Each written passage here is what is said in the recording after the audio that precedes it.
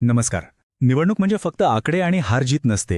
ही असते लोकांच्या मनाचा आरसा, त्यांच्या आशा, त्यांच्या वेदना आणि व्यवस्थेकडून त्यांच्या काय अपेक्षा आहेत याचं ते एक प्रतिबिंब असतं. आज आपण नाशिकमध्ये 2024च्या निकालाची एक प्रकारे चिरफाड करणार आहोत. हा केवळ राजकीय आढावा नाही, तर लोकांचा आवाज ऐकून त्यांच्या संदेशातून सुशासनाचा एक ठोस आराखडा कसा तयार करता येईल याचा हा एक प्रयत्न आहे. या विश्लेषणात आपण 5 मुख्य टप्प्यांवर बोलणार आहोत. पहिलं म्हणजे नाशिकचं स्पंदन, म्हणजे तिथली जमिनीवरची खरी परिस्थिती काय आहे. दुसरं 2024च्या जनादेशाचं आकड्यांमधून विश्लेषण. तिसरं मतदारांनी दिलेला स्पष्ट आणि तातडीचा संदेश. चौथं लोकांच्या सेवेसाठी एक कृती आराखडा. आणि पाचवं राजकारणाच्या पलीकडचं नेतृत्व कसं असावं. चला तर मग सुरुवात करूया. पहिला भाग, नाशिकचं स्पंदन.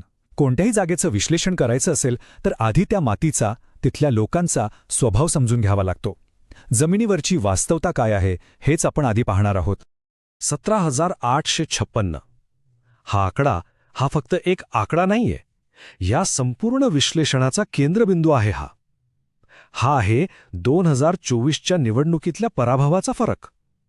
ही संख्या आपल्याला एक गोष्ट स्पष्टपणे सांगते की मतदारांपर्यंत पोहोचण्यात आणि त्यांचा विश्वास जिंकण्यात कुठेतरी अंतर राहिलं. हे एक आव्हान आहे. तर नाशिकमधलं महाराष्ट्रातला एक अत्यंत महत्त्वाचा शहरी मतदारसंघ, गोदावरीच्या काठावर वसलेलं एक औद्योगिक आणि सांस्कृतिक शहर. साहजिकच इथल्या मतदारांचे प्रश्न, त्यांच्या समस्या या शहरी जीवनाशी जोडलेले आहेत. त्यामुळे या मतदारसंघाची रचना समजून घेतल्याशिवाय आपल्याला निकालाचं अचूक विश्लेषण करता येणार नाही. मग प्रश्न असा उभा राहतो की जनादेश इतके टोकाचा निर्णय कसा देतो? असं काय घडलं की मतदारांनी हा कौल दिला? त्यांच्या मनात नक्की काय चाललं होतं? याच प्रश्नांची उत्तरं शोधण्यासाठी आता आपल्याला आकडेवारीच्या खोलात शिरावं लागेल. आता आपण दुसऱ्या टप्प्याकडे वळूया. 2024च्या जनादेशाचं विश्लेषण. पण हे विश्लेषण भावनांवर किंवा अंदाजांवर नाही, तर फक्त आणि फक्त निवडणूक आयोगाच्या अधिकृत आकडेवारीवर आधारित असेल. बघूया आकडे काय कथा सांगतायत. चला ह्या तक्त्यावर एक नजर टाकू. ही 2024 आणि 2019च्या निकालांची थेट तुलना आहे. बघा, 2024मध्ये भाजपच्या देवयानी फरांदे जिंकल्या, तर शिवसेनेचे युबीटी वसंत गीते दुसऱ्या क्रमांकावर राहिले. 2019मध्येही भाजपच जिंकली होती, पण तेव्हा समोर काँग्रेस होती. पण सगळ्यात मोठा बदल आहे तो विजयाच्या फरकात.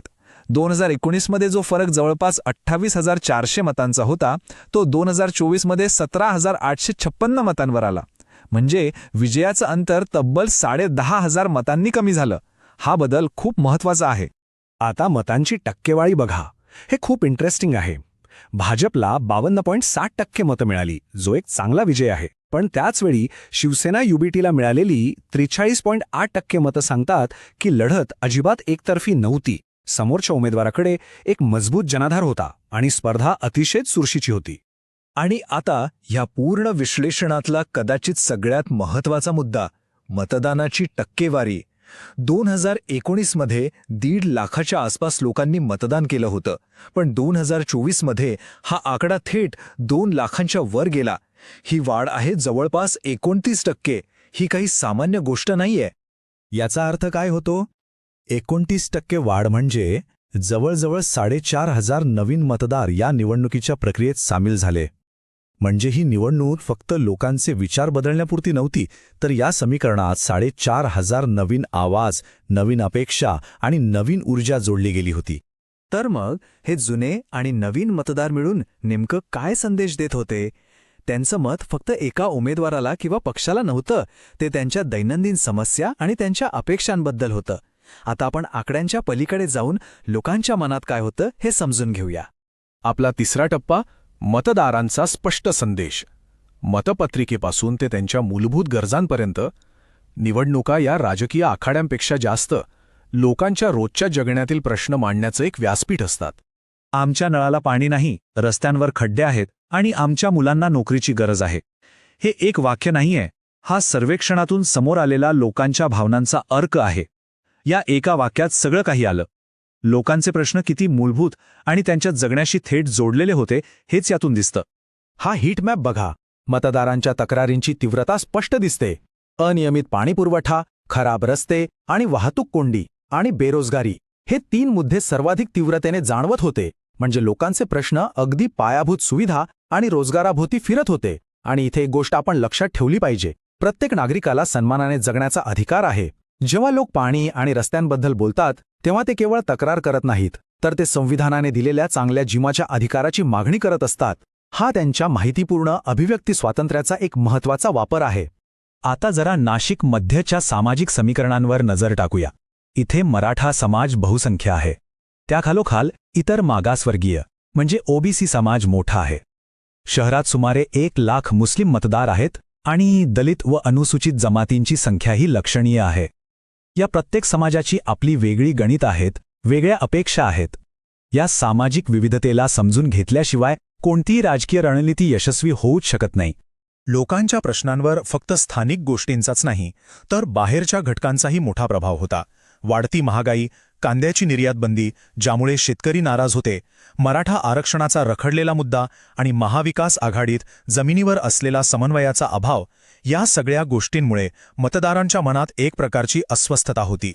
चौथा टप्पा, सेवेसाठी एक कृती आराखडा. म्हणजे आत्तापर्यंत आपण समस्येचं निदान केलं. आता उपायांवर बोलूया. पुढचा मार्ग कसा असायला हवा याची ही एक स्पष्ट आणि ठोस योजना आहे. तर मुख्य लक्ष्य काय आहे? अगदी स्पष्ट.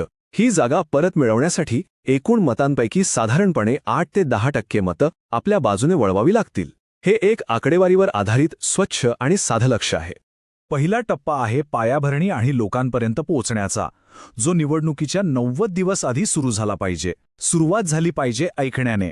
घरोघरी जाऊन संवाद साधणं, प्रत्येक मोहल्ल्यासाठी वॉर्डीसाठी स्थानिक व्हॉट्सॲप ग्रुप तयार करणं, पाण्याच्या प्रश्नासाठी विशेष समित्या स्थापन करणं आणि शेवटी प्रत्येक भागासाठी त्यांच्या समस्यांवर आधारित एक छोटा जाहीरनामा तयार करणं. दुसरा टप्पा आहे संघटन आणि मतदान. हा शेवटच्या 30 दिवसांचा खेळ आहे. मोठ्या जाहीर सभा घेणं, कार्यकर्त्यांना घरोघरी पाठवून लोकांना समस्या सोडवण्याचं वचन देणं, लाऊडस्पीकर आणि डिजिटल जाहिरातींचा प्रभावी वापर करणं आणि सगळ्यात महत्त्वाचं, शेवटच्या 72 तासात प्रत्येक घरात पोहोचून प्रत्येक मतदाराला मतदान केंद्रापर्यंत आणण्याची एक पक्की योजना राबवणं. आजच्या डिजिटल युगात लोकांपर्यंत पोहोचण्याचे मार्गही आधुनिक असायला हवेत. व्हॉट्सअप ग्रुप्स फक्त संदेश पाठवण्यासाठी नाहीत, तर लोकांचं म्हणणं ऐकून घेण्यासाठी आहेत. इंस्टाग्राम रील्सच्या माध्यमातून छोट्या छोट्या समस्या कशा सोडवल्या जात आहेत हे दाखवता येतं. खोट्या माहितीला आणि अफवांना उत्तर देण्यासाठी एक फॅक्ट चेक टीम तयार ठेवणं आवश्यक आहे. आणि ज्या मतदान केंद्रांवर तरुण आणि अल्पसंख्याक मतदार जास्त आहेत, तिथे डिजिटल माध्यमातून विशेष लक्ष देणं गरजेचं आहे. आणि आता आपण शेवटच्या आणि सर्वात महत्त्वाच्या टप्प्यावर आलो आहोत, राजकारणाच्या पलीकडचं नेतृत्व. म्हणजे केवळ प्रचारापुरतं नाही, तर लोकांशी एक खरं नातं जोडण्यापर्यंतचा प्रवास. ही गोष्ट फक्त नाशिकपुरती नाही, तर आधुनिक नेतृत्वाच्या सिद्धांताशी जोडलेली आहे. पुढचा मार्ग हा केवळ निवडणूक जिंकण्याची एक रणनीती नाही, तर तो लोकांसाठी प्रतिसाद देणारी, निरंतर चालणारी एक प्रशासन प्रणाली आहे. राजकारण हे फक्त 5 वर्षांनी येणारी स्पर्धा नसावी, तर ती एक अविरत सेवा असावी. आणि या सेवेच्या केंद्रस्थानी आहे लोकांचा विश्वास. भारताच्या नवीन डीपीडीपी कायद्यानुसार लोकांची कोणतीही माहिती घेताना त्यांची संमती घेणं आणि ती माहिती फक्त त्याच कामासाठी वापरणं हे आता बंधनकारक आहे. जेव्हा आपण लोकांच्या गोपनीयतेचा आणि त्यांच्या डेटाचा सन्मान करतो, तेव्हाच ते आपल्यावर खरा विश्वास ठेवू शकतात. तर मग शेवटी हा एक विचार करायला लावणारा प्रश्न आहे.